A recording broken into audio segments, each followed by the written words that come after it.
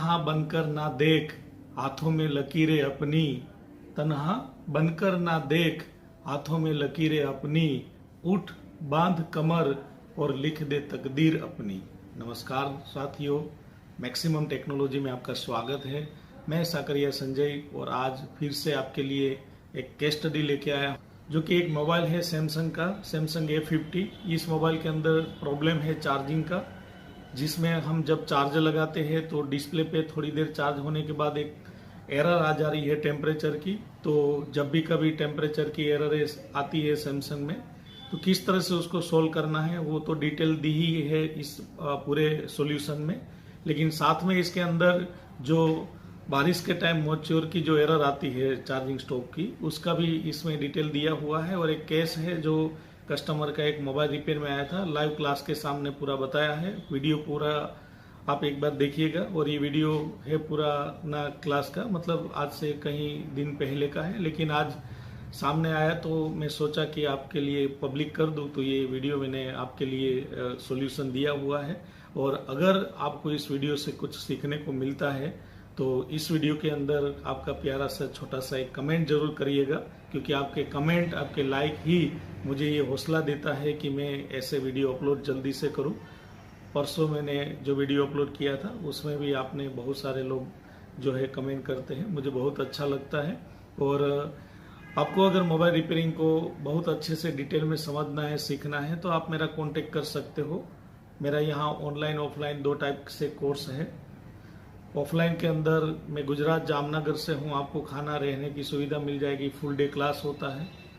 Hardware software EMMC programming बहुत detail में इसके अंदर बताई जाती है, चाहे आपका हैंड स्किल हो, चाहे आपका सॉफ्टवेयर का बात हो, चाहे EMMC का बात हो, चाहे ट्रेसिंग की पूरी बात हो। तो बहुत ही अच्छे से आपको पूरा दिन सुबह से शाम तक क्लास रहती है उसके अंदर, और अच्छे से आपको गाइड किया जाता है। तो आप एक बार जरूर आइए और मिलिए, कोर्स करिए और देखिए, अपने आप को अपडेट करिए। और चलिए ज़्यादा बात ना करके वीडियो को देख लेते हैं। और मैंने आपको बात किया इस हिसाब से कि अगर आपको वीडियो पसंद आए तो लाइक करिए, कमेंट करिए और चैनल को सब्सक्राइब कर लीजिए।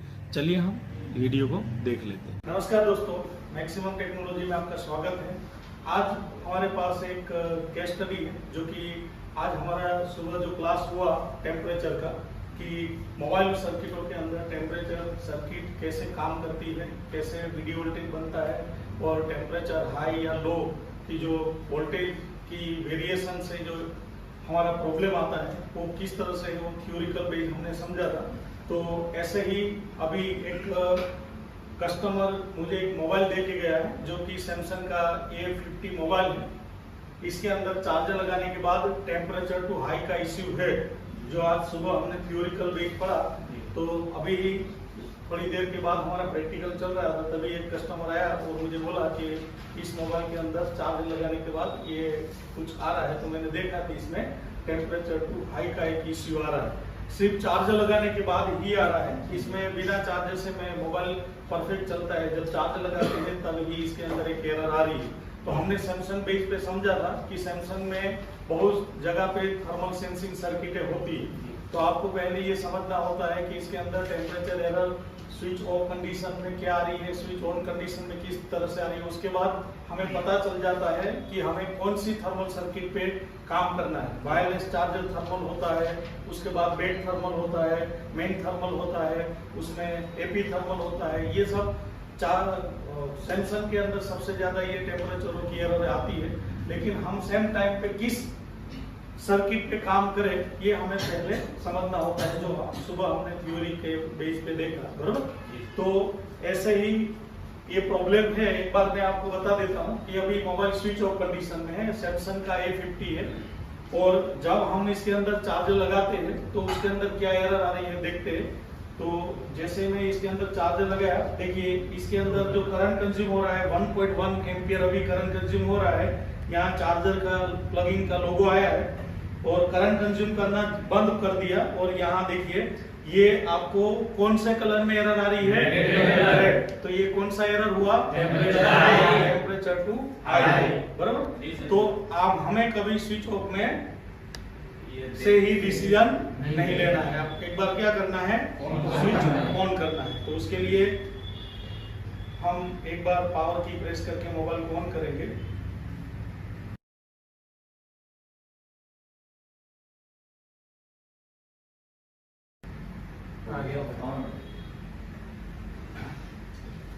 अब एक बार हम देखते हैं कि जब स्विच ऑन करेंगे तो स्विच ऑन में सिर्फ चार्जर लगाने के बाद ही एरर आ रही है या डायरेक्ट एरर आ रही है बिना चार्जर से, उस पे हमें काम करना होता है कि हमें कौन से थर्मल पे काम करना है। तो अभी हम एक बार देखते हैं, मोबाइल को ऑन करके ऑन होने देते हैं। तो ये जो मोबाइल में टेम्परेचर का इश्यू जो है, टेम्परेचर टू हाई, ये एक तो आपको क्लू मिल ही गया होगा कि टेम्परेचर टू हाई क्यों आता है। हमारी सैमसंग के अंदर एक्साइनोस में जो सेंसिंग पिनें होती है, वीडियो वोल्टेज जो सेंस करता है, वो कौन सी ऐसी सेंस करती है, सीपीयू। कौन सा, प्रोसेसर, बराबर। तो प्रोसेसर में कोई ना कोई वीडियो वोल्टेज क्या हुआ होगा, कोई ना कोई टेम्परेचर हाई हुआ है तो वीडियो वोल्टेज क्या हुआ होगा, कम हुआ होगा। जो हमारी कोई भी 3-4 टाइप की जो वीडी डिवाइडर सर्किट की जो वोल्टेज है, उनमें से कोई एक वोल्टेज इसके अंदर से क्या हुआ होगा, कम हुआ होगा। इस वजह से इसके अंदर है वो टेम्परेचर की इस तरह से एरर आ रही होती है। तो देखिए ये मोबाइल अभी कंप्लीट चालू हुआ है, बराबर, मोबाइल में पिन लगा हुआ है। लेकिन अभी थोड़ी देर देखते हैं, जो अगर इसके अंदर चार्जर नहीं लगाया और डिस्प्ले पे कुछ एरर लिख के आ गया तो समझना कि इसके अंदर हमारा एपी थर्मल सर्किट में प्रॉब्लम है। लेकिन अभी अगर आना चाहिए तो अभी आ जाता, बराबर, अभी नहीं आया। तो अब हम एक बार इसके अंदर हमें दो चीज यहाँ भी देखना है और साथ में यहाँ भी इसकी आपको रीडिंग देखनी है, बराबर, कि यहाँ मैंने नीचे वाले पोर्ट में उसको कनेक्ट किया है। जैसे ही मैं कनेक्ट किया तो देखिए यहाँ सीधा एरर आ गया और ये एरर आ रही पढ़ाई इसके अंदर चार्जिंग हैज बीन, एक बार मैं आपको नजदीक लेके आता हूँ, पढ़िए। Charger has been stopped. Your phone's temperature is too high. Be careful when disconnecting the charger. May be temperature too high, ये आ रही है इस तरह से, इसमें साउंड भी आ रहा है बार बार ऐसे। तो इसमें टेम्परेचर टू हाई का इश्यू है। अब हमें एक चीज समझ में आ गई कि हमें यहाँ बेड थर्मल पे काम करना है, हमारा जो मेन थर्मल है उस सर्किट पे हमें काम करना है, बराबर। यहाँ प्रॉब्लम क्या हुआ होगा, हमारा जो भी कोई वीडियो वोल्टेज है, इस वीडियो वोल्टेज उसकी मिनिमम वैल्यू से भी क्या हुआ होगा, कम हुआ होगा, बराबर। तो एक बार हम इसमें समझते हैं कि हमारा जो मेन थर्मल या चार्जर बेड थर्मल जो है वो कौन से लोकेशन पे है, उसके बाद उसका वीडियो वोल्टेज कितना बन रहा है, उसका Vin कितना है, उसकी R1 R2 की वैल्यू क्या है, ये हमें इसके अंदर समझना है, बराबर। तो हमें अभी कोई डायग्राम का ओपन नहीं करना है। मैंने जो आपको थ्योरी बेस सुबह बताया था उसके अकॉर्डिंग हम यहाँ प्रैक्टिकल ही सीधा समझते हैं। हमें अभी स्कीमेटिक नहीं है तो भी हम इसको अभी समझ सकते हैं, बराबर। हमारा कंपोनेंट का जो नॉलेज है वो, और हमने जो थर्मल का बेस बताया है उसके अकॉर्डिंग आप सर्किट को हैंडल कर सकते हैं। तो इसमें मैं आप में से किसी एक का हेल्प लेना चाहूंगा कि इसके अंदर जो है ये टेस्टिंग आपको करना है। मैं आपके साथ रहूंगा और आपको जो जो मल्टीमीटर में जो बताना है ये सारा चीजें हम करेंगे। तो इनमें से कौन आएगा जी, आप भाई एक बार इसके अंदर आप बताइए आप कहाँ से है। सर मैं राजस्थान सिरोही डिस्ट्रिक्ट से हूँ जी। आपका नाम क्या है? मेरा नाम महेश कुमार है जी। तो हमारे साथ राजस्थान से जो है वो महेश नाम है ना। तो क्या करना है, इसके अंदर डिवाइडर सर्किट का प्रॉब्लम हो सकता है या प्रोसेसर का भी हो सकता है, कहीं से भी हो सकता है। इसके अंदर हमारा कौन सी थर्मल सर्किट में प्रॉब्लम हो सकता है, इसमें मेन थर्मल और एपी थर्मल दो है, या बेड थर्मल या एपी थर्मल भी बोल सकते हो।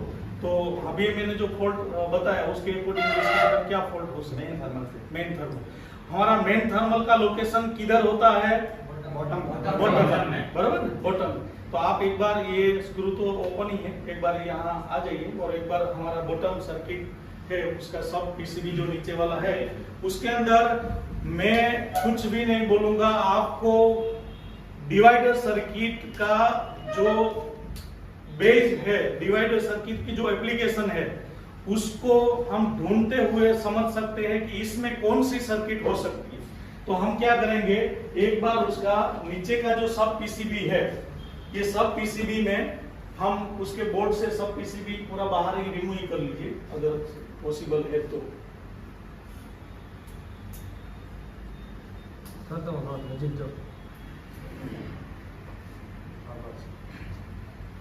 स्क्रू है निकल। अब हम इसको थोड़ा यहाँ आप देखिए, थोड़ा इसको क्लीन करिए ऊपर से।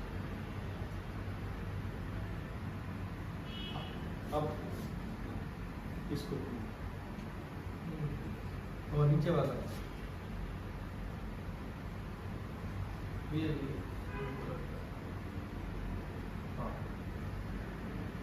अब देखो इसको थोड़ा सीधा करिए। सीधा करने के बाद आप इसका इमेज देखो, कोई नहीं बोलेगा, आपको देखना है हमें क्या मिलता है। एप्लीकेशन इसकी कौन सी होनी चाहिए, इसकी एप्लीकेशन कौन सी होनी चाहिए, उस मतलब थर्मल का बेस क्या है, कौन सी सर्किट होनी चाहिए उसकी। डिवाइडर सर्किट होगा, डिवाइडर सर्किट यानी दो रजिस्टर और कौन सा और कंपोनेंट, कैपेसिटर, बराबर, दो रजिस्टर और कैपेसिटर, ये होना चाहिए ना इसमें। तो आप एक बार पूरा सर्किट उधर उधर करके एक बार उसके अंदर देखिए, आपको कहीं क्लू मिल रहा है। पहले से इधर से हम स्टार्ट करते हैं, यहाँ से, बराबर। आप एक बार कहीं ऐसा कोई सर्किट दिखने को मिलता है, आप एक बार इमेज करिए, देखिए इसके अंदर बोर्ड में कहीं आपको मिलता है, एक बार इधर करिए, आप देख के रखिए। आपको कहीं अगर क्लू मिला हो तो मुझे बताना। इस साइड अभी और करिए, देखिए यहाँ कॉइल है, ये कॉइल है, यहाँ एक रजिस्टर है, यहाँ कुछ कंपोनेंट है, फिर यहाँ कुछ कंपोनेंट है, फिर यहाँ कॉइल रजिस्टर कंपोनेंट है, उसके बाद यहाँ भी एक टेप बनता है, एक रजिस्टर है, एक रजिस्टर है, और इधर कितने लोगों को यहाँ लगता है कि ये डिवाइडर हो सकता है, मतलब आपने थोड़ा इमेज लिया, बराबर। कितने लोगों को अभी इसमें समझ में आ रहा है कि ये डिवाइडर है, हो सकता है। और वो डिवाइडर की एप्लीकेशन को थोड़ा याद करिए कि वीडियो वोल्टेज में एक रजिस्टर का कांटेक्ट ग्राउंड होना चाहिए। तो आप जहां भी कोई सर्किट देख रहे हो उसमें कोई कंपोनेंट आपको ग्राउंड जैसा मिल रहा है, ग्राउंड तो हम पहचान सकते हैं कि इतना बड़ा प्लेट उसके साथ ज्वाइंट है, तो पहचान में आ रहा है आपको? आ रहा है पहचान में? कौन आइडेंटिफाई कर सकता है, यहाँ आके बोल सकता है कि ये है? आप और कोई मतलब दो जनों को ऐसा लग रहा है कि यहाँ थर्मल सर्किट है। थोड़ा एप्लीकेशन को याद करिए, डिवाइडर सर्किट को याद करें। जी आप आइए, एक बार बताइए कि यहाँ कहाँ आपको सर्किट आपको दिखाई दे रही है?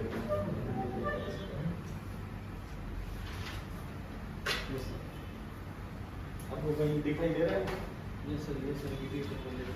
ये वाला जी एक क्लेम हो जाएगी, मतलब ये सेंस कर लिया, ठीक है, कोई बात नहीं, आप देख लीजिए। अब आपको इसके अंदर समझ में आ रहा है, बराबर। इसमें आप बता सकते हो कि इसमें R1 कौन हो सकता है, R2 कौन हो सकता है हमारा डिवाइडर में? ये R1 है जी, जी सही है। क्यों R2 है, ये आपने बताया कि R2 हो सकता है। आपने क्या ऐसा देखा कि इसको आपने R2 नाम दिया और ये R1 दिया? क्योंकि सर यहाँ पे वोल्टेज की लाइन इनपुट हो रही है जी, और यहाँ ये ग्राउंड किया हुआ है। हाँ ग्राउंड, तो ग्राउंड हमेशा कौन सा होता है? R2। और देखिए एक नॉर्मल रजिस्टर फिक्स रजिस्टर है और एक कार्बन फिक्स है और एक हमारा थर्मल है। तो थर्मल का थोड़ा ये कार्बन नॉर्मल कार्बन जो रजिस्टर है हमारा वही है, लेकिन ये देखिए ये टेम्परेचर रजिस्टर है, एनटीसी रजिस्टर, बराबर। ये रजिस्टर कौन सा है? तो हमें इसका बेस मिल गया। एक तो चीज है कि टेम्परेचर जब चार्जर लगाने के बाद ही आता हो, तो ये हमारी मेन थर्मल या चार्जर बेड थर्मल का प्रॉब्लम है और ये हमेशा बॉटम में होता है, इसलिए आपको बोर्ड में नहीं ढूंढना है, ये सैमसंग में हमेशा बॉटम सेक्शन में ढूंढना है। बॉटम में आपको एक पहले उसका एप्लीकेशन पता होना चाहिए कि हमारी एप्लीकेशन क्या होती है कि दो रजिस्टर है R1 R2, जिसमें R2 ग्राउंड होता है, R1 में नॉर्मल फिक्स रजिस्टर होता है। तो दोनों रजिस्टर का शेप भी थोड़ा डिफरेंस आपको देखने को मिलता है क्योंकि दोनों अलग अलग टाइप के रजिस्टर है और हमें यहाँ तो परफेक्ट मिल रहा है कि ये ग्राउंड है, बराबर। और सैमसंग के ये सीरीज के ऑलमोस्ट जो बोर्ड है उस बोर्ड में ये सर्किट में कंपलसरी सर्किट यहाँ यही होता है। इससे पहले भी मैंने एक वीडियो जो है अपलोड किया था सैमसंग A20 पे, सेम सर्किट, ये 20 का आप अगर वो वीडियो देखोगे तो इसमें भी ये सेम सर्किट है। तो ये सीरीज में ऑलमोस्ट आपको ये सर्किट सेम इसी लोकेशन पे आपको मिलेगी, जो कि जनरली सैमसंग में बॉटम कनेक्टर में ही मिलती है, बराबर। अब हमें इसमें एक बार देखना है कि हमारा R1 रजिस्टर का वैल्यू कितना है और R2 रजिस्टर की वैल्यू कितनी, ओम्स वैल्यू।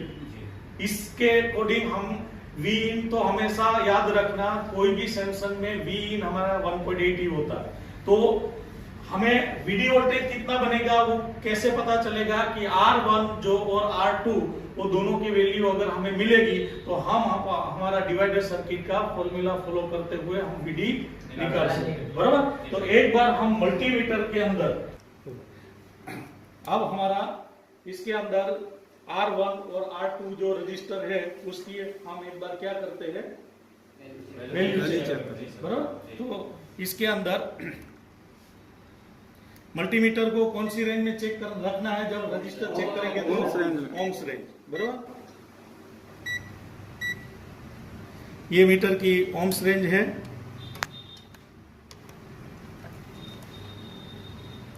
और मीटर की ओम्स रेंज में सबसे पहले हम एक बार यहां थोड़ा दिखाई नहीं दे रहा है जी,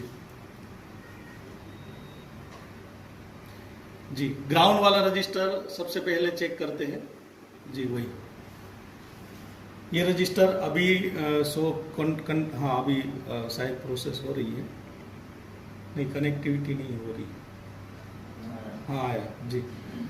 ये अभी हमें करीब करीब एक काम करिए, इसके अंदर देखो 100 के 110 के जैसा बता रहा। आप एक काम करिए, ये जो ग्राउंड है ना, ग्राउंड बोर्ड के कोई दूसरे हिस्से से ले लीजिए या तो फिर उधर रखिए थोड़ा, उसके अंदर जो है ना गम ग्लू कि इसके हिसाब से कनेक्टिविटी सही नहीं है। एक बार थोड़ा बोर्ड नहीं दिखाई, बोर्ड नहीं ऊपर अभी वो ऊपर, हाँ इधर इस साइड। अब एक बार चेक करिए तो उसका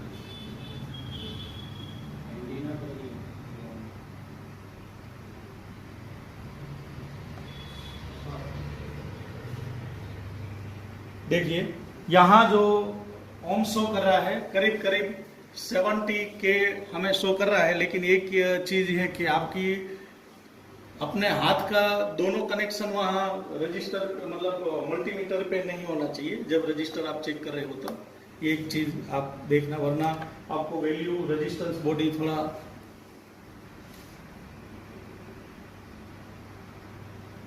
नहीं, वो लाइन वो है ना, वो ग्राउंड है, कैपेसिटर का बाजू वाला है ना, वो ग्राउंड है, इसलिए उसको शॉर्ट हो जाता है।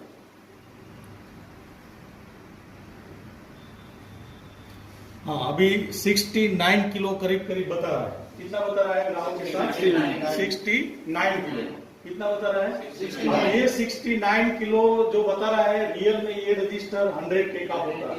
69 किलो इसलिए बता रहा है कि अभी का टेम्परेचर जो होता है वहां का, ये 25 टेम्परेचर होता है तो 100 के रहता है। अभी का टेम्परेचर ज्यादा होता है तो रजिस्टर की वैल्यू क्या हो जाती है? कम। अगर वो रजिस्टर को हम टेम्परेचर हाई करके टेम्परेचर लो करके चेक करेंगे तो ये और भी ज्यादा हमें रीडिंग शो करेगा। तो ये रजिस्टर इतना वैल्यू का है और बाद में हम दूसरा रजिस्टर को चेक करेंगे तो ये रजिस्टर हमें यहाँ शो कर रहा है 87 के, बराबर।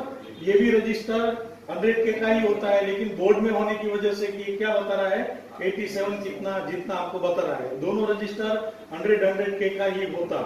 तो करीब करीब दोनों रजिस्टर जो होती है उसके हिसाब से हम 100 के ले लेते हैं, क्योंकि ये रजिस्टर रियल में जब बोर्ड से बाहर निकालेंगे तो हमें परफेक्ट वैल्यू इसका शो कर जाता है, बराबर। ये बोर्ड में लगा हुआ है इसलिए ये शो करता है, तो कोई बात नहीं। अभी हम एक थोड़ा यहाँ इसका सर्किट का बेस ड्रॉ करते हैं, उसके बाद समझते हैं और वोल्टेज चेक करते हैं। वोल्टेज मेजरमेंट बाद में करेंगे, हमें करना पड़ेगा ना इसके अंदर। तो पहले यहाँ एक बार देखिए कि हमारा जो सर्किट है, उस सर्किट के अंदर यहाँ हमारा एक बॉटम कनेक्टर, ये बॉटम कनेक्टर में टोटल इसके अंदर यहाँ जो पिन है 64 पिन है टोटल मिला के। कितनी पिन है इसमें? 64 पिन है ये कनेक्टर में। इसका काउंट इस तरह से किया है कि ये 1 नंबर है तो ये इसका 2 नंबर, फिर ये 3 नंबर है तो फिर इसका 4 नंबर। इस तरह से इसकी काउंटिंग की गई, बराबर। इसमें से हमारा जो थर्मल रजिस्टर का जो बेज है टेम्परेचर का सर्किट, इसके अंदर हमने देखा है कि एक रजिस्टर, एक ग्राउंड, बराबर। इस रजिस्टर को एनटीसी रजिस्टर ले लेते हैं, जो कि ये रजिस्टर 100 के का भी ले लेते हैं, बराबर। और इस हिसाब से ये रजिस्टर भी आप 100 के का ले लेते हैं। अब यहाँ जो वीडियो वोल्टेज होता है, यहाँ एक केप भी ग्राउंड हुआ है ना ये, बराबर। ये वीडियो वोल्टेज इसकी 4 नंबर की जो पिन है इधर, इसके साथ इसका कनेक्टिविटी, किसकी पिन? 4 नंबर की एक पिन है उधर से, बराबर। और यहाँ जो वोल्टेज दिया है 1.8 वोल्टेज, ये इनमें से कोई एक पिन पे यहाँ कनेक्टेड है, जैसे मान लीजिए यहाँ से। लेकिन अभी हम उसको ड्रॉ नहीं करते हैं, हम पहले वोल्टेज चेक कर लेंगे। नई वोल्टेज आएगा तो फिर हमें जरूरत पड़ेगी कि ये लाइन, यहाँ वोल्टेज जो आएगा कितना आएगा? 1.8 वोल्टेज आएगा, बराबर। बाद में यही जो कनेक्टर है, ये कनेक्टर सामने दूसरे हमारे बोर्ड में सेम ऐसा कनेक्टर होगा ना। इस तरह से ही ऐसे 64 पिन का ऐसे कनेक्टर होगा, जो ये मदरबोर्ड है। अभी दूसरा कनेक्टर जो मैं ड्रॉ कर रहा हूँ, ये क्या हुआ? ये मदरबोर्ड, ये हमारा सब बोर्ड है, ये मदरबोर्ड। और इस मदरबोर्ड में मानिए कि 1 नंबर, ये 2 नंबर, फिर ये 3, फिर ये 4। तो हमारा ये कनेक्शन, ये दोनों आपस में किससे जुड़ेगा? ये आपस में किस चीज से जुड़ जाएगा? एक बेल्ट के जरिए ये आपस में कनेक्टिविटी हो जाएगी ना इसकी, बेल्ट के जरिए, बराबर। तो इसका 4 नंबर का कनेक्शन इससे जुड़ जाता है, तो यहाँ आ जाता है जैसे इस तरह से, बराबर। इसका 4 नंबर का पिन जो होगा, ये बेड थर्मल पिन होगा। कौन सा होगा? Bed thermal. इसका दूसरा नाम है मेन थर्मल। कोई में बेड थर्मल लिखा होता है, कोई में मेन थर्मल। ये लाइन कहाँ जाएगी? सीपीयू में। ये लाइन हमारे सीपीयू प्रोसेसर में जाएगी, सीपीयू। ये लाइन यहाँ से हमारे प्रोसेसर में जाएगी। तो जब 1.8 वोल्टेज इनपुट दिया है और R1 100 के और R2 100 के, तो हमारा वीडी वोल्टेज कितना होना जरूरी है? कितना होना? 0.9। लेकिन हम ये 2 रजिस्टर फिक्स नहीं होने की वजह से, ये रजिस्टर टेम्परेचर है, और टेम्परेचर होता है तो वो अलग अलग जगह पे टेम्परेचर उसकी बॉडी पे जितना होगा उस हिसाब से उसकी वैल्यू में अप डाउन होगा। तो यहाँ का वोल्टेज मिनिमम और मैक्सिमम हो सकता है। तो हमें जो यहाँ वोल्टेज मिलनी चाहिए, ये 0.5 से 1.4 वोल्टेज या 1.2 वोल्टेज मिनिमम और मैक्सिमम वैल्यू के बीच में हमें ये वोल्टेज मिलना चाहिए, बराबर। तो अब हमें क्या करना है कि अब टेम्परेचर टू हाई आने का रीजन क्या हो? हमारे यही सर्किट में प्रॉब्लम है, ये फिक्स है। प्रॉब्लम हमारी यही सर्किट में है, ये फिक्स है, क्योंकि चार्ज लगाने के बाद आ रहा है, बराबर। अब ये प्रॉब्लम टेम्परेचर टू हाई आया है, तो प्रोसेसर को ऐसा क्या मिला होगा जिससे टेम्परेचर टू हाई आया है? क्या हो सकता है? वोल्टेज इसकी मिनिमम वोल्टेज वैल्यू से भी डाउन हुआ होगा। तो मिनिमम वोल्टेज वैल्यू कितनी? 0.5। अगर यहाँ का वोल्टेज 0.5 से डाउन हुआ है, इसलिए ही ये क्या हुआ है? टेम्परेचर टू हाई है। लेकिन अगर हम प्रैक्टिकल बेस पे यहाँ वोल्टेज चेक करें और यहाँ 0.5 से अगर हमें वोल्टेज ज्यादा मिल रहा है, जैसे 0.7 वोल्टेज मिल रहा है, तो हम किस सर्किट पे डाउट करेंगे और किस सर्किट पे डाउट नहीं करेंगे? अगर हमें अभी चेक नहीं किया है क्या है हमें पता नहीं है, लेकिन अगर हम यहाँ वोल्टेज चेक करेंगे और वो वोल्टेज 0.6, 7, 8, 9 ऐसा अगर हमें मिल जाता है तो फिर हम किस सर्किट पे डाउट नहीं करेंगे और किस पे हम डाउट करेंगे? सर डिवाइडर सर्किट पे डाउट नहीं करेंगे, दोनों कनेक्टर पे डाउट कर सकते हैं या फिर सीपीयू पे डाउट कर सकते हैं। जी एकदम सही आंसर है कि अगर यहाँ का वोल्टेज VD हमारा 0.5 से ऊपर है तो हम हमारी डिवाइडर सर्किट पे हम डाउट नहीं कर पाएंगे। यहाँ हमारा प्रॉब्लम दोनों कनेक्टिविटी, दोनों कनेक्टर में कोई प्रॉब्लम, या फिर ये प्रॉब्लम हो सकता है हमारा प्रोसेसर का ड्राई शोल्डर का है, प्रोसेसर का ड्राई शोल्डर। अब हमें इसके अंदर कौन सी टेस्टिंग से पता चलेगा कि यहाँ सीपीयू कनेक्ट है कि नहीं, मतलब यहाँ हम ऐसा क्या चेक करेंगे जिससे हमारा सीपीयू तक की लाइन चेक हो जाएगी? कौन सा टेस्टिंग होगा? डायोड यानी कुल टेस्टिंग। कौन सी? और टेस्टिंग से हमें ये सर्किट चेक होती है, यानी कि जब यहाँ वोल्टेज चेक करेंगे, वोल्टेज चेक करने से हमारा डिवाइडर सर्किट चेक होता है और कुल टेस्टिंग से हमारा सीपीयू से यहाँ तक की लाइन चेक हो जाती है, यानी कि दोनों टेस्टिंग से हमें पूरा सर्किट चेक होगा। बराबर? तो हम क्या करेंगे, सबसे पहले हम हॉट टेस्टिंग करके यहाँ का वोल्टेज चेक कर लेते कि हमारा VD क्या मिलता है। बराबर? उसके बाद हम आगे बढ़ेंगे कि हमारा सीपीयू से क्या, ये तो लाइन कहीं ओपन भी हो सकती है, लाइन शॉर्ट भी हो सकती है, ऐसा ही हो सकता है। तो चलिए हम एक बार इसके अंदर क्या करते हैं, ये बोर्ड फिर से आप उसके अंदर लगा दीजिए और फिर हम इसके अंदर वोल्टेज देके वोल्टेज की लाइन में मल्टीमीटर को सेट करके पहले हमारा Vin वोल्टेज चेक करेंगे। 1.8 जो फिक्स रजिस्टर को दिया गया है ये आ रहा है कि नहीं ये देखेंगे। ये वोल्टेज आ रहा है तो हम दूसरा VD वोल्टेज चेक करेंगे। बराबर? तो एक बार अब हमें क्या करना है, वोल्टेज तो एक बार इसके अंदर चार्जर लगाइए। पहले चार्जर लगाने के बाद हमें वोल्टेज की रेंज में मल्टीमीटर को सेट करना है। सबसे पहले हम वोल्टेज जो चेक करेंगे R1 पे, मतलब जो छोटा वाला रजिस्टर है उसकी Vin की वोल्टेज, हाँ वहां देखिए कितना आ रहा है, 1.7 वोल्टेज आ रहा है, यानी कि हमारा Vin ओके Vin ओके। बराबर? अब हमें इसके बीच में, मतलब वो तो ग्राउंड होगा, उससे आगे वो जो बड़ा रजिस्टर दिखाई दे रहा है ना, थर्मल, हाँ वो कैपेसिटर वहां टच नहीं होना चाहिए, वो लाइन हाँ उधर ही रहना चाहिए। जी सही। यहाँ वोल्टेज आप देखिए 0.002.5, यानी कि ये वोल्टेज अभी हमें 200 मिली वोल्टेज से भी कम आ रहा है। बराबर? आना कितना चाहिए, 0.5 से ऊपर आना चाहिए, 0.5 या उससे ऊपर, लेकिन यहाँ 0.2 ही जितना हमें वोल्टेज मिल रहा है। तो इस वजह से ही टेम्परेचर का इश्यू है, वोल्टेज डाउन है। वोल्टेज क्या है, डाउन है। तो यहाँ हमारा किस सर्किट का प्रॉब्लम अभी हम समझ सकते हैं, किसका प्रॉब्लम हो सकता है? यहाँ VD वोल्टेज हमें प्रॉपर मिला, VD वोल्टेज प्रॉपर मिला, जो मिलना चाहिए वो मिला, नहीं मिला ना, हाँ VD वोल्टेज प्रॉपर मिला, नहीं मिला। तो VD वोल्टेज Vin तो ओके है, Vin ओके है, VD वोल्टेज कम है। VD वोल्टेज कम होने का रीजन क्या हो सकता है?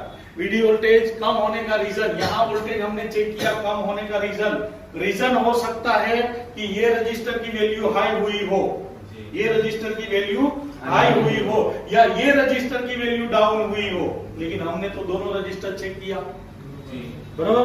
तो दोनों रजिस्टर की वैल्यू तो परफेक्ट है। उसके बाद इस लाइन में ये कैपेसिटर अगर लीकेज हुआ हो तो वोल्टेज ड्रॉप करता हो, या फिर सीपीयू शॉर्ट हुआ हो तो वोल्टेज ड्रॉप करता हो। बराबर? तो ये सारा चीजें हमें हॉट टेस्टिंग से नहीं समझ में आएगा। हॉट टेस्टिंग से हमें ये समझ में आया कि VD वोल्टेज हमें प्रॉपर नहीं मिल रहा, इस वजह से ये एरर आ रही। अब हमें इस सर्किट को समझना है कि प्रॉब्लम किधर से है, तो हमें इसके अंदर क्या करना है, कूल टेस्ट। कूल टेस्ट में सबसे पहले हम यहाँ का GR चेक करेंगे। क्या चेक करेंगे? GR चेक करेंगे। GR चेक करेंगे तो GR हमें सीपीयू से लाइन कनेक्ट है तो कितना आना चाहिए, 500-600 के बीच में, 500 के करीब GR आना चाहिए। अगर 500 के करीब GR आ गया तो उसका मतलब क्या हुआ, हमारी सीपीयू से यहाँ तक लाइन ओके। चलो हम एक बार डायोड रेंज में मल्टीमीटर को सेट करते हुए हम इस लाइन का GR चेक करते हैं। बराबर? किधर हमें चेक करना है, ये थर्मल रजिस्टर पे।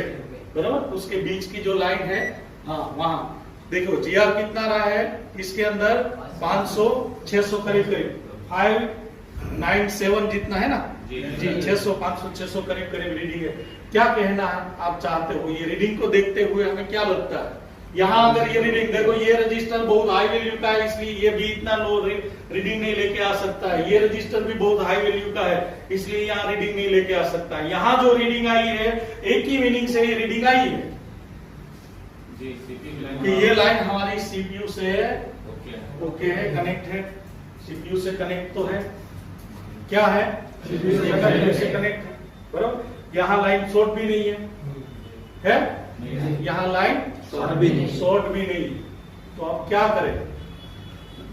ये प्रॉब्लम अभी सीपीयू का भी हम प्रॉब्लम नहीं मान सकते हैं, बराबर। अभी हम डिवाइडर सर्किट का रजिस्टर का कोई प्रॉब्लम मान सकते हैं, लेकिन वैल्यू के अकॉर्डिंग रजिस्टर तो ओके है, जी वैल्यू के अकॉर्डिंग रजिस्टर तो ओके है। तो अब हम इसके अंदर क्या करें?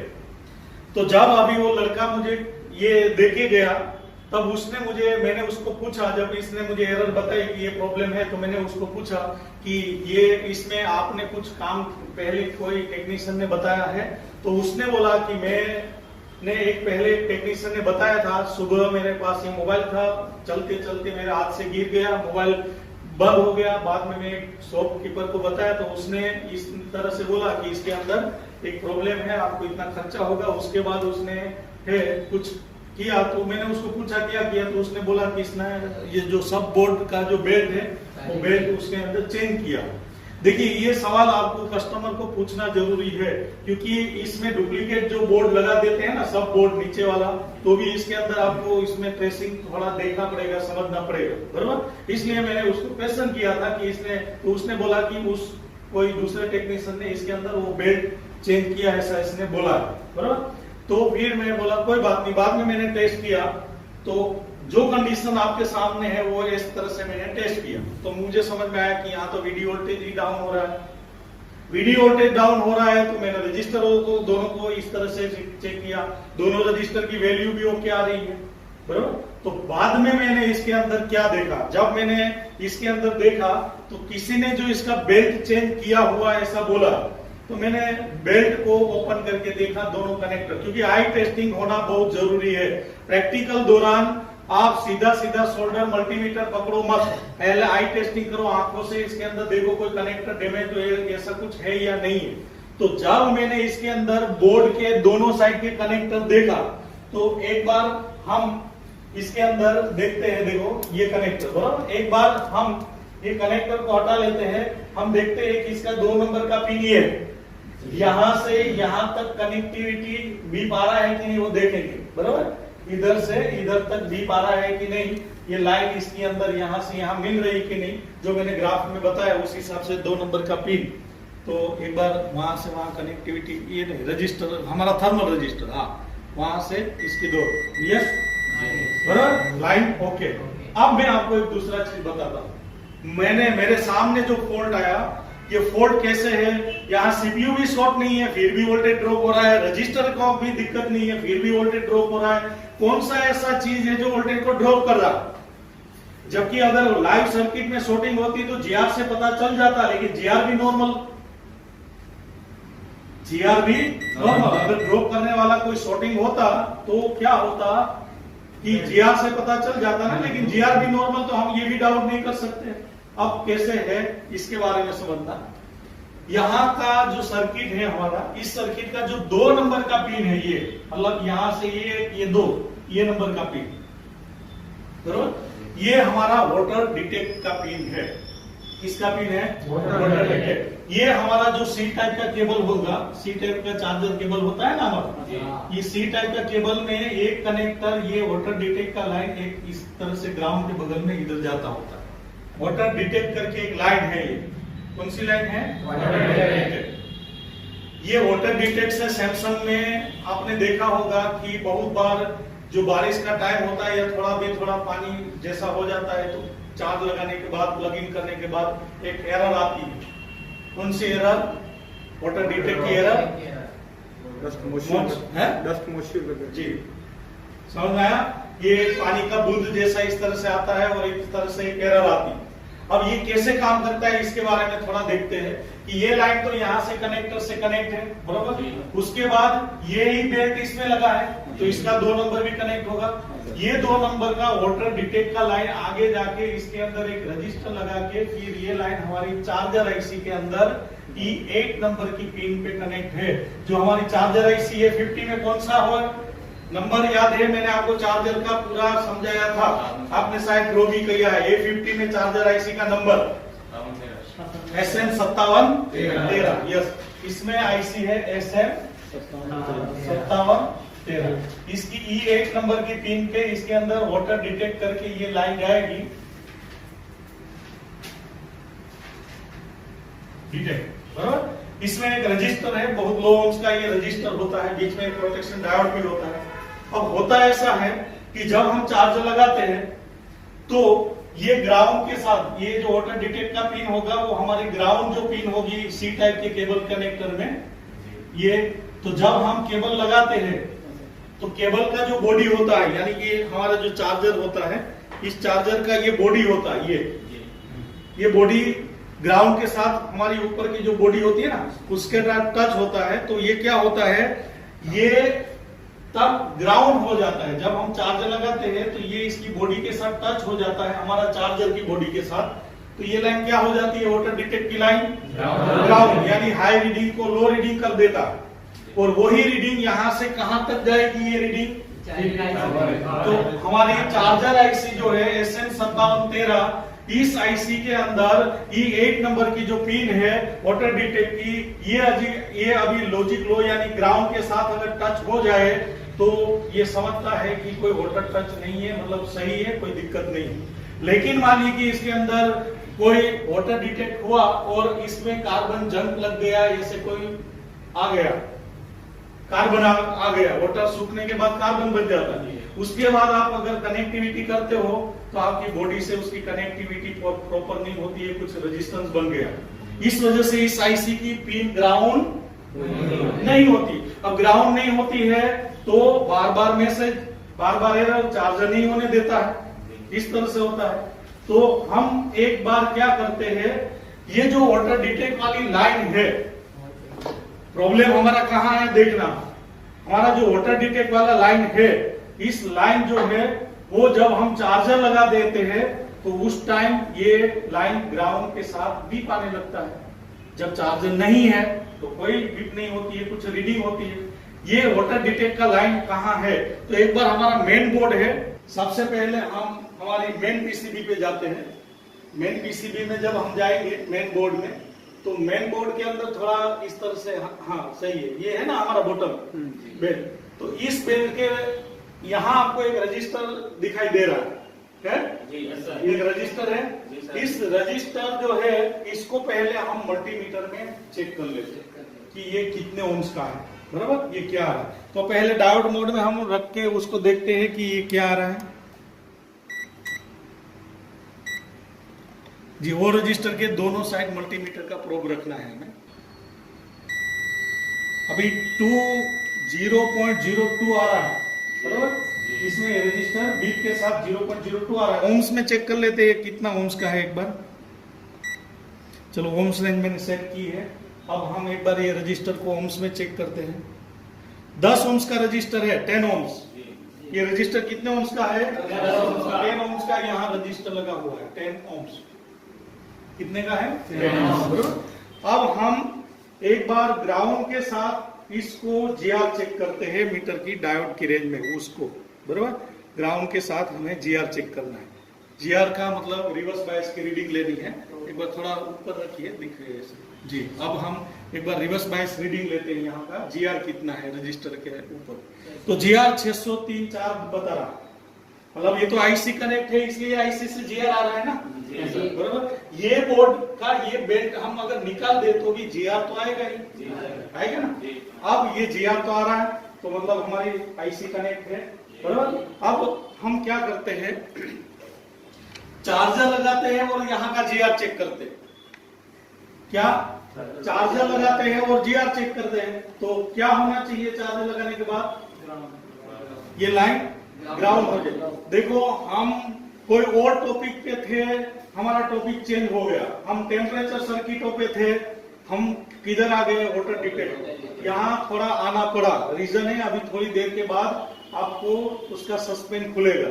मुझे वाटर डिटेक्ट का लाइन का कोई जरूरत नहीं था यहाँ बताने का, लेकिन आज अभी बताना पड़ता है। रीजन ये है कि इसका ही कुछ है इधर, अभी हमें पता चल जाएगा। अगर मैं ये लाइन आपको ना समझाऊं और डायरेक्ट वो बताऊंगा तो आपको इतना समझ में नहीं आएगा, इसलिए मैं ये लाइन को आपको समझा रहा हूँ। ठीक है, तो हम क्या करेंगे, अभी चार्जर लगा देंगे और चार्जर लगा के यहाँ का जीआर चेक करें। बैटरी कनेक्ट करो। हाँ, बैटरी कनेक्ट करके चार्जर लगा देंगे। बैटरी नहीं है तो भी होगा, कोई बात नहीं, बैटरी नहीं है तो भी चेक कर लीजिए। अब हाँ, वहां का जीआर थोड़ा ऊपर सर्किट करिए जी, आप चेक करिए क्या आया, बीप आया ना, क्या आ गया, बीप आया। ग्राउंड के साथ 603-4 हमने रीडिंग देखी थी कि नहीं, लेकिन चार्जर लगाया तो बीप आया कि नहीं, बराबर। एक बार मैं यहां से चार्जर हटा देता हूं, अब हम एक बार चेक करते हैं। मैंने वोल्टेज नहीं दिया है, सिर्फ चार्जर केबल लगाया हुआ है। देखो केबल मेरे हाथ में है, मैंने यहाँ से हटा दिया है। कहाँ केबल लगा हुआ है, सिर्फ मोबाइल में लगा हुआ है, बोर्ड ये वोल्टेज के साथ नहीं लगा हुआ, बराबर। यानी कि मैंने आपको जो नहीं बताया था कि उसकी बॉडी उसको ग्राउंड कर रही है, यानी कि इसको जो केबल है, एक बार केबल यहाँ से, यानी कि ये जो इसका बॉडी है ना, ये बॉडी उस वाटर डिटेक्ट लाइन को क्या कर रही है, ग्राउंड कर रही है। उसको कोई वोल्टेज देने की जरूरत नहीं है, मतलब सिर्फ इस ये लगा हुआ था इसलिए ग्राउंड आ रहा। अभी मैंने कनेक्टर निकाल दिया, मेरे हाथ में है। अब एक बार जीआर बताइए तो उस उधर देखो रीडिंग है, जैसे ही ये लगाया है और मैं यहाँ प्लग इन करूंगा तो वो भी पाएगा। यानी कि वाटर डिटेक्ट लाइन है, वो कोई जादू नहीं है। इसको लॉजिक हाई से लॉजिक लो की ट्रिगर की उसको जरूरत है, जैसे हमारा पीजी लाइन, बराबर। तो ये अगर आईसी तक मिल जाता है तो आईसी को कोई इश्यू नहीं है। मतलब ये रजिस्टर ओपन हो गया, ये रजिस्टर ओपन हो गया, या यहां से यहां तक का जो ट्रैवलिंग है ओम्स का रीडिंग का, इसके बीच में कोई दिक्कत आ गई लाइन में, तो क्या प्रॉब्लम आएगी, टेम्परेचर का या दूसरा, हाँ वाटर डिटेक्ट वाला इश्यू है, बराबर। ये सैमसंग के बोर्डों के अंदर बहुत बार आता है, आप लोगों को एक्सपीरियंस है, कभी आया है ऐसा, वाटर डिटेक्ट वाला आता है। तो ये एक परमानेंटली सॉल्यूशन भी मैंने यहाँ आपको दे दिया कि कभी भी ये प्रॉब्लम आती है तो हम लोग क्या करते हैं, कनेक्टर बदलते हैं, कनेक्टर को क्लीन करते हैं, कभी प्रॉब्लम सोल्व होती है, कभी हम पूरा सब बोर्ड बदलते हैं। ऐसा कोई करने की जरूरत नहीं है। अगर आप कनेक्टर को क्लीन करिए, अगर कनेक्टर क्लीन करने के बाद भी नहीं हो रहा है तो ओरिजिनल कनेक्टर भले बोर्ड में रहा, उसके अंदर कोई दिक्कत नहीं है। आपको क्या करना है, इस रजिस्टर को ग्राउंड के साथ जंप कर दे देना परमानेंटली। आप पानी में अगर बोर्ड रहा और चार्जर लगाओगे तो भी चार्जर ऐसी आपको ये नहीं बोलेगी कि वाटर डिटेक्ट, बराबर। उसमें क्योंकि ये वाटर को नहीं समझता है, पानी कैसा है उसके पास कोई दिमाग नहीं है। ये तो हमेशा ओम्स लॉ को समझता है, ओम्स रीडिंगों को समझता है, वोल्टेज को समझता है, उसके अलावा इलेक्ट्रॉनिक सर्किट किसी और चीज लैंग्वेज को समझ ही नहीं सकती, बराबर। तो यहाँ एक हाई से लो रीडिंग में जाता है, इस वजह से ये चीजें बन जाती है।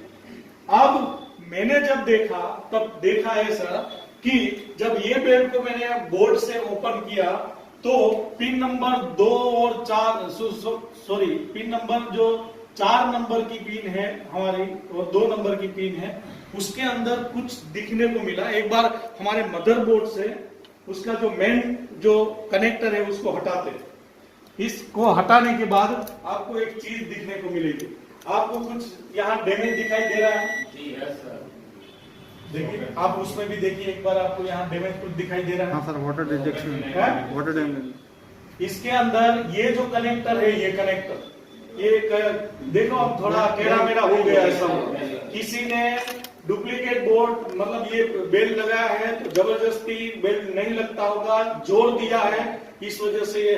और बेल्ट एक बार उसका जो बेल्ट है ना उसको भी पलटा के बताइए, देखो किसी ने जबरदस्ती की है बेल्ट लगाने में। बेल्ट का इस हिस्से का आप देखिए, देखो यहाँ ये डैमेज है, ये डैमेज है, देखो है इसका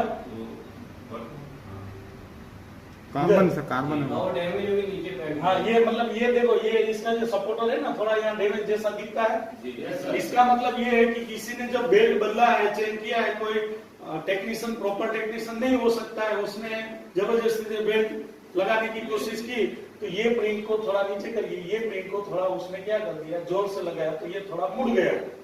अब ये लाइन वाटर डिटेक्ट है, मुड़ा लाइन कौन, वाटर डिटेक्ट, डिस्टर्ब किसने किया।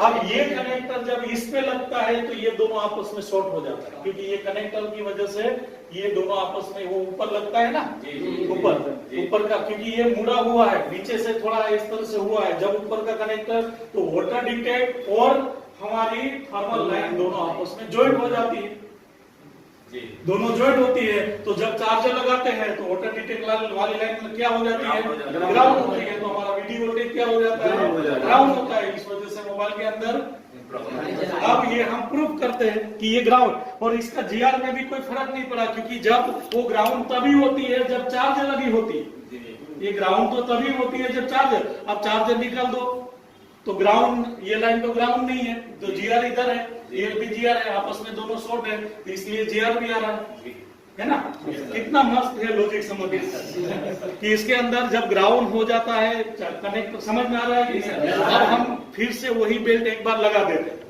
बरोबर। बेल्ट लगे लगे हम क्या करेंगे, इस रजिस्टर से इधर का कंटिन्यूटी क्या आना चाहिए, यहाँ ये लाइन 2 नंबर और यह लाइन 4 नंबर, मतलब ये और ये तो थर्मल की लाइन है, और ये लाइन है टेम्परेचर, ये दोनों आपस में बीप होनी चाहिए, नहीं होनी चाहिए ना। देखना अभी इस बोर्ड के अंदर ये लाइन, एक रजिस्टर का प्रोब इधर रखेंगे और एक ये रजिस्टर पे रखे, तो मोबाइल में क्या आएगी, बीप आने लगेगी, क्योंकि वो बेल्ट आपस में उसको शॉर्ट कर रहा है।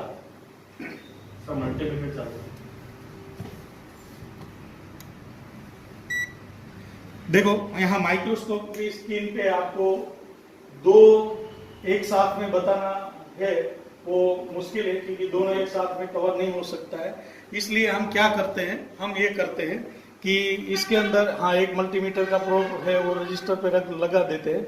दूसरा हम क्या करते हैं, सिर्फ इसमें चार्जर लगा देते हैं, और चार्जर का दूसरा हिस्सा है ना, हम कहीं लगाते नहीं। तो जब चार्जर लगाने के बाद वाटर डिटेक्ट लाइन ग्राउंड होती है, तब ये लाइन भी बीप आना चाहिए। अभी इसके अंदर देखो, ये डायोड रेंज में मैं रखता हूं, अभी इस लाइन पे ये कैपेसिटर पे टच हो रहा है, हाँ सही है, अब नहीं कनेक्ट नहीं हुआ है। दूसरी इस ये वाले थर्मल पे नहीं ये थर्मल नहीं, आप ग्राउंड के साथ सिर्फ नॉर्मल GR चेक करना है रजिस्टर पे, बराबर। ये रजिस्टर था ना, हाँ आप वो चेक कर रहे थे ना, वो रजिस्टर से वो रजिस्टर की लाइन चेक करनी है। हाँ, तो वो नहीं, अभी आपको ग्राउंड के साथ GR चेक करना है, वो थर्मल लाइन का।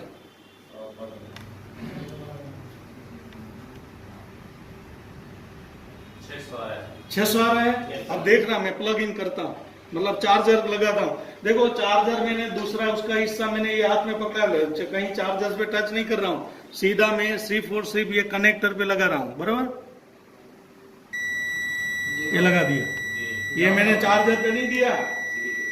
अब ये थर्मल लाइन क्या हो गई, ग्राउंड हो गई। किस वजह से हुई, ऊपर कनेक्टर में वाटर डिटेक्ट और हमारी चार्जर की थर्मल लाइन दोनों आपस में क्या है, ये दोनों शॉर्ट है, इस वजह से ये हुआ। GR के हिसाब से तो सही है, यहाँ टेक्नीशियन अगर नॉलेज नहीं रखता है तो कितना कंफ्यूजन हो जाता है कि GR भी सही है, ये वोल्टेज ड्रॉप दोनों रजिस्टर में चेंज कर दूंगा, ये दोनों रजिस्टर में चेंज कर दूंगा, क्या मेरा सर्किट सही हो जाएगा? मैं कितना भी वोल्टेज इस तरह से दूं, वोल्टेज मेरा ड्रॉप ही हो जाएगा। मैं DC मशीन से बाहर से दूं तो भी मेरा वोल्टेज ड्रॉप हो जाएगा, होगा ना इस तरह से। तो इस तरह से सर्किट है। अब हमें सिर्फ और सिर्फ क्या करना है, हमारा ऊपर का वाटर डिटेक्ट का जो लाइन था ना, वो थोड़ा इस तरह से मुड़ गया है, उसको हमें थोड़ा ट्वीजर से सीधा करने की कोशिश करना है, सीधा कर देंगे।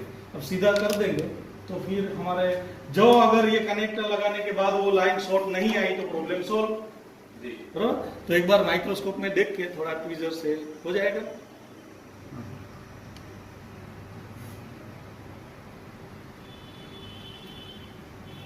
कर दूंगा, हो जाएगा, हो गया।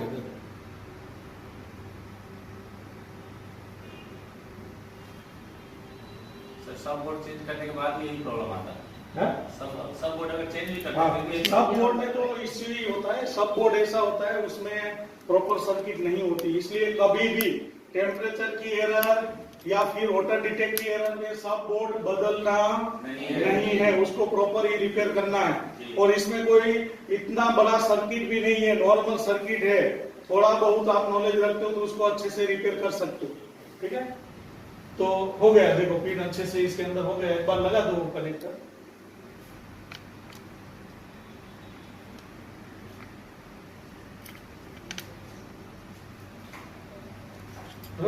अब नीचे हम लगा के एक बार फिर से क्या चेक करते हैं, केबल लगा के उसका जीआर चेक करते हैं। पहले एक बार वो जीआर पे रखो, मैं केबल लगाऊंगा।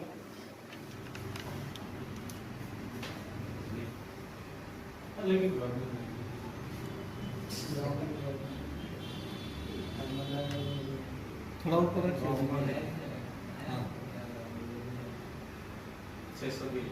600 आ रहा है। देखो अभी मैं इसके अंदर हमारा चार्जर प्लगिंग कर रहा हूँ। देखिए अभी केबल लगा हुआ है तो जीआर अभी इसके अंदर आपको इतना मिल रहा है, बराबर। पहले केबल लगाने से क्या होता था, ई वाले डी वाली थी ना, तो अभी ये हमारा दोनों लाइन अलग हो गया, बराबर। अब हम एक बार एक काम करते हैं, हमारा प्रॉब्लम सॉल्व हो जाना चाहिए। हमारा वीडियो वोल्टेज चेक करते हैं, बराबर। अब हमें वीडियो वोल्टेज एक बार चेक कर लेते हैं। चार्जर लगा देता हूँ।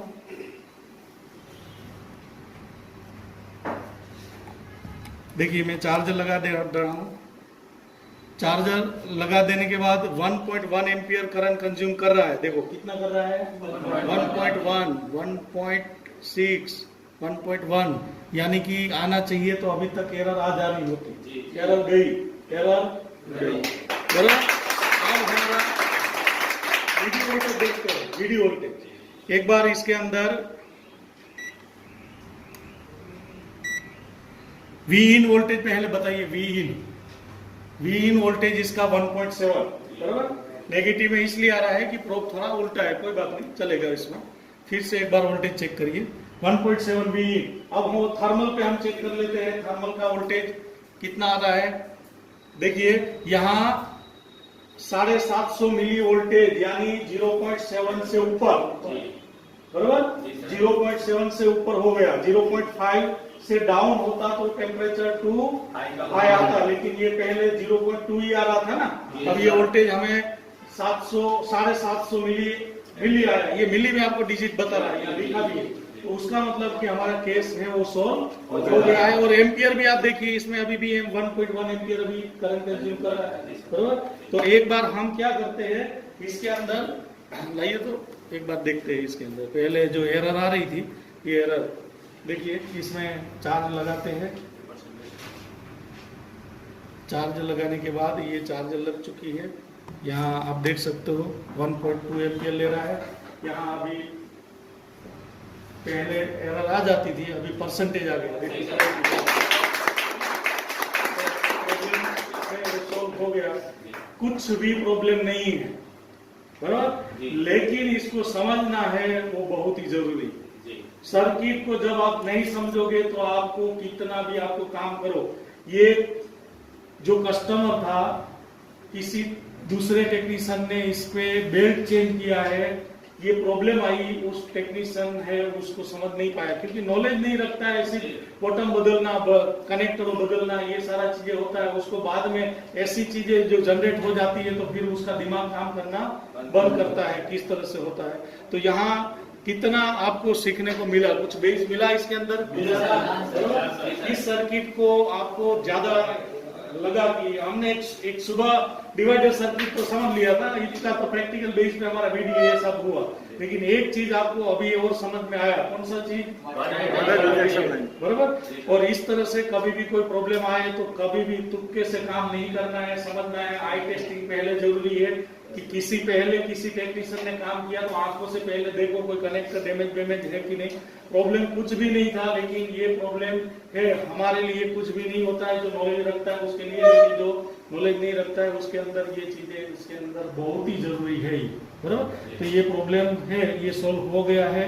और इसके अंदर इसमें कस्टमर को डबल बार पैसे देने की जरूरत पड़ी। इसको तो कुछ नुकसान हुआ ना। अब ये चीजें नहीं होनी चाहिए, इसलिए आप प्रॉपर बेस पे कहीं भी आप एक चीज को पहले समझ लीजिए।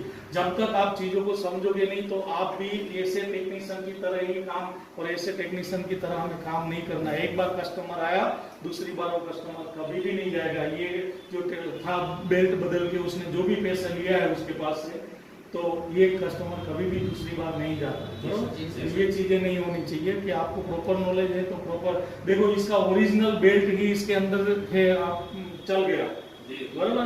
वो जो बेल्ट है वो डुप्लीकेट बेल्ट है। वो बेल्ट हमें जरूरत भी नहीं थी कि हमें वो चेंज करनी, फिर भी कोई टेक्नीशियन जो नहीं समझता है वो ऐसे कभी कभी तो अच्छा हुआ कि इसने यही चेंज किया। कभी कभी लोग है ना इसका बॉटम चेंज करते और ये चेंज करने से बोर्ड डेड भी कर देते और ये डेड प्रोसेसर चला जाता है, ये सारा चीज होता है, वोल्टेज शॉर्ट हो जाती है, ये चीज होती है। तो इस तरह से हम प्रॉब्लम सोल्व कर सकते हैं। ये तो सुबह हमारा आज सर चीज का ये चला था, इसलिए आज सोचा कि आपको इस तरह से कुछ समझ में आए, इसलिए ये बनाया। तो चलो कोई बात नहीं, आगे